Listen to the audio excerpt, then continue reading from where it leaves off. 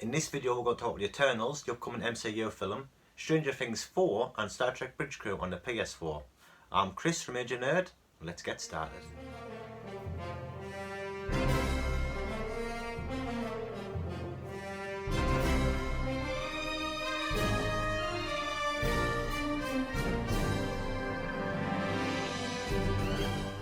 Hello everyone, Chris here, your resident nerd. Now, if I discuss anything in this video that you want to talk about further or that interests you, I do stream twice a week over on Twitch at twitch.tv/theageofnerd. And if you're enjoying this video, please hammer that like button, it is massively appreciated. And also, please subscribe if you haven't done so already.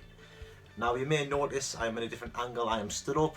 I'm going to be changing things around a little bit. Over the next few weeks, you might notice different angles, different light settings. I'm just trying some stuff out. I've always been sat down, but I'm just going to be stood up for a while. And I might do a room tour soon because I think this is going to be changing very soon. So I might show everyone how the room is now. It's not going, it's just going to change. I'm going to get rid of these shelves and I'm possibly going to change, do like a lower sideboard with shelving above it and some nice lights. I want to change my backdrop a little bit, get a nice little glow going, stuff like that. Maybe some greenery in the corner, a nice display case here.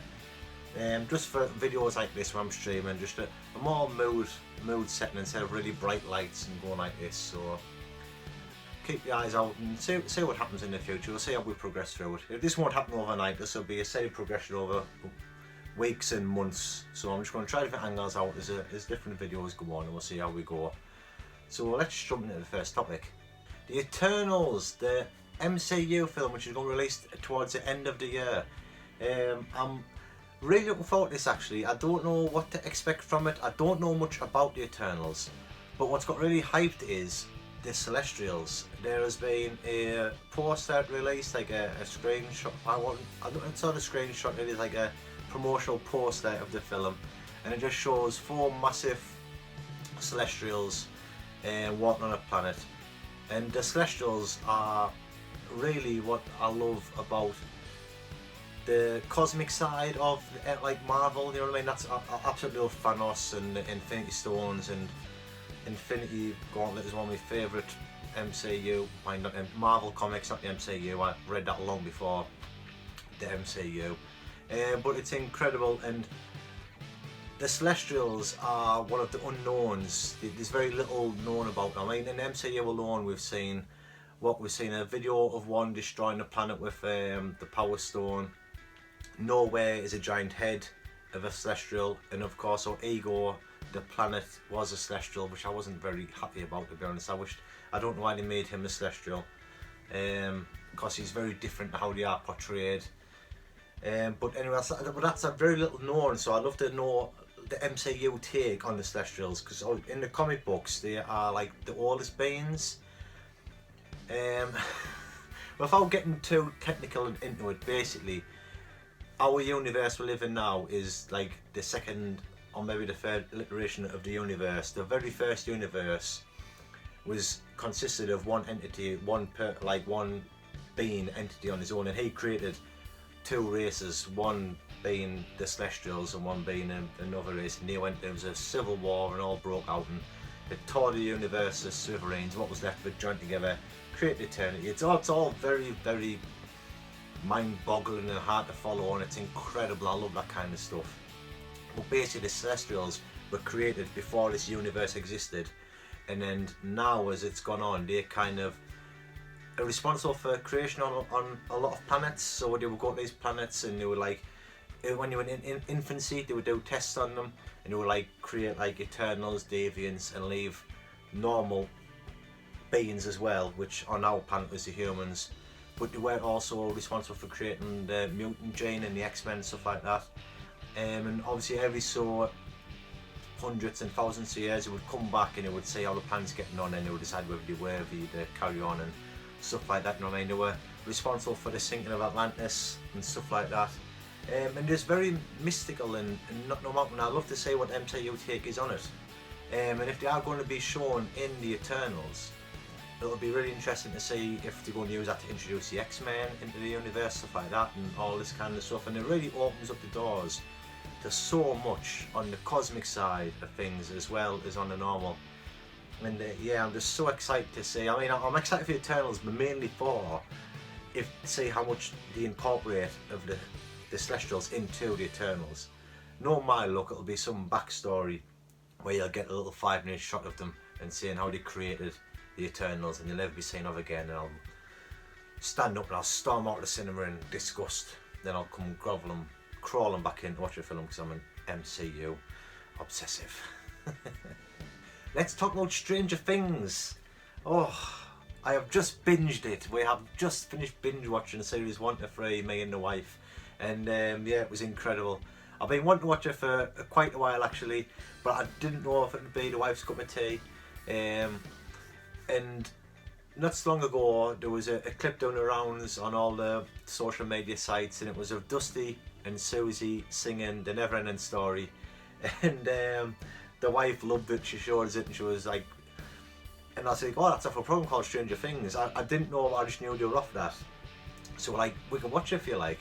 And she was like, yeah, we'll give it a go. So that got the wife involved in it, and we binged 3 series over the course of a week. I have not binged a TV show like that for, I can't remember how long, probably How I Met Your Mother. Me and the wife watched absolutely series 1 like 10 in no time. But Stranger Things, I remember watched series 1 one weekend, series 2 during the week, and series 3 the weekend after.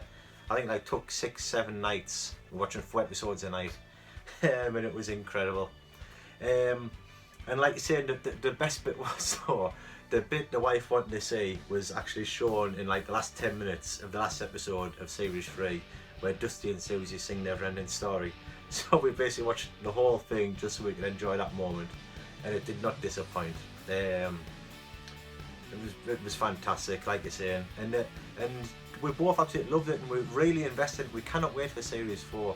I mean, I love the progression of the characters, how they grew throughout the 3 series, and you can't beat watching a program all in one go, where you just, instead of watching a series, waiting a year and nothing, just watching it like that is incredible. And it was just, it was not what I was expecting. I don't know what I was expecting, but it wasn't quite what it was. I loved it even more than I was expecting. I think the first series, that was for me, when it was all new and scary and didn't know what was going on, that had us on edge. Then series 2 and 3, once I realised like the upside down and what the demigorgons and stuff like that were, you know what I mean? It kind of like, it took the edge off that, so then you could settle into it more.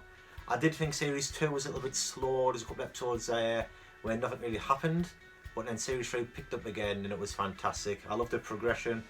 I liked how Steve Harrington, he become a lot more of a nice guy in series 3, and he like kind of looked after the kids and took them under his wing. He was such a good character in series 3. I thought it was great. The way him and the girl who worked in the ice cream pal box I picture was really great and fun. I hope Susie is in series 4. I do, because you should only see that for a short bit, but just the confident nerd who she seemed to be, I love that. I love that kind of character, where the nerds, they don't care, they're different. And just from her singing that song, it just showed that I'd love to see her in series 4. Maybe she could come and visit Dusty as whatever happens kicks off, and just have her there, because we'll just see how that plays. I think it'd be incredible. Yeah, and obviously spoilers, I'm going to talk about the ending of series 3 here. The shock that Hopper passed on. Yeah man, that come out of nowhere. I can't believe they did that. But it was good I did it, because I love it when TV shows do the unexpected, and it was out the blue. It hit me right here, and yeah. But is he gone? So of course after that, the end credits, like as it's about to finish, they mention the American in the cell. Now, are you on about Hopper? Is he still alive? Who knows? That's kind of what it's teased at. But we've got another idea. We think it could be Dr. Brenner, Papa from 11, you know what I mean? Because how did they know where they had to go to open Upside Down? How did they know about the Upside Down in the first place? You know what I mean? So they must have got us, so we thinking that maybe they have Papa locked there and they've been getting information from him to open that, so we think that he might come into series 4, which would be a nice little twist on it, you know what I mean? Bring him back. Could always be Murray, where was he at? You know what I mean? Yeah, but Stranger Things series 1 to 3, absolutely fantastic programme. So hyped for series 4. When we're going to get it? Is it going to be the end of this year? Is it going to be late 2020. I mean, it does tend to be looking at the dates, July, towards the end of the year when it could be released. I don't think so. There's not much going on, so I think we could have to wait all next year, which is a bit of a shame. Like I say, I do love just binging from start to finish, and I'm going to have to wait for a year now and let the hype build. But yeah, tell me what you think. Have you seen Stranger Things? What are your thoughts on it, except for Series 4? Let me know what you think.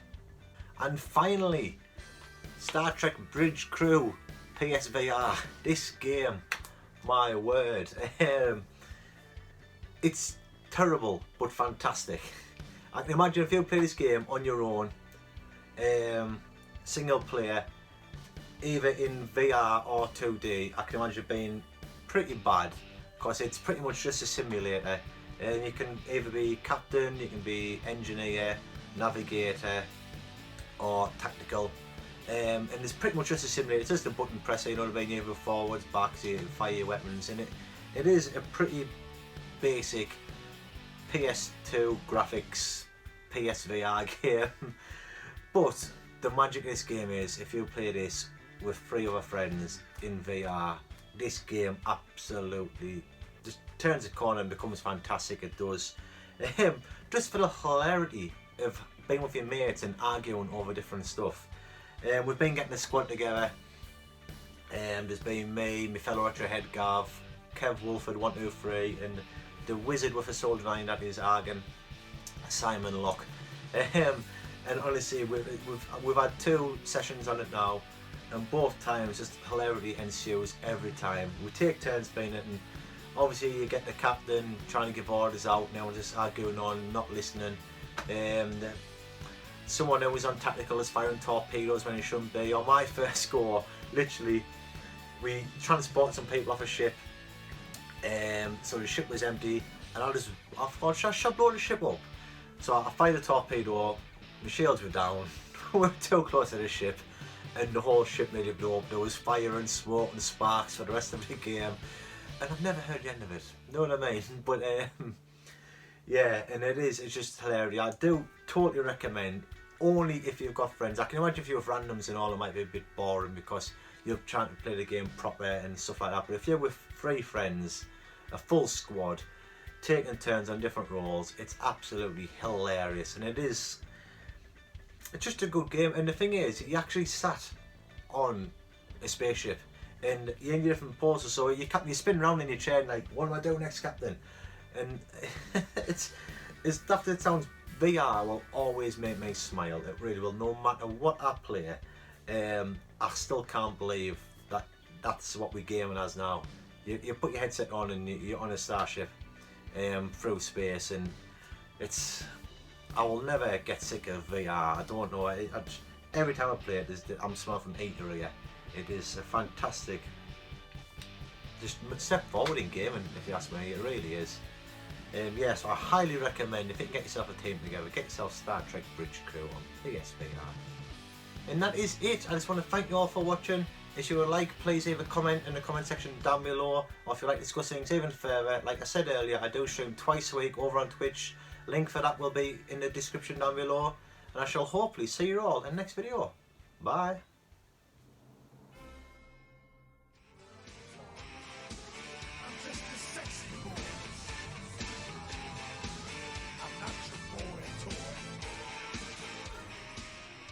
I need my camera up there, don't I? I need my webcam up there. I could be pointing on it right now.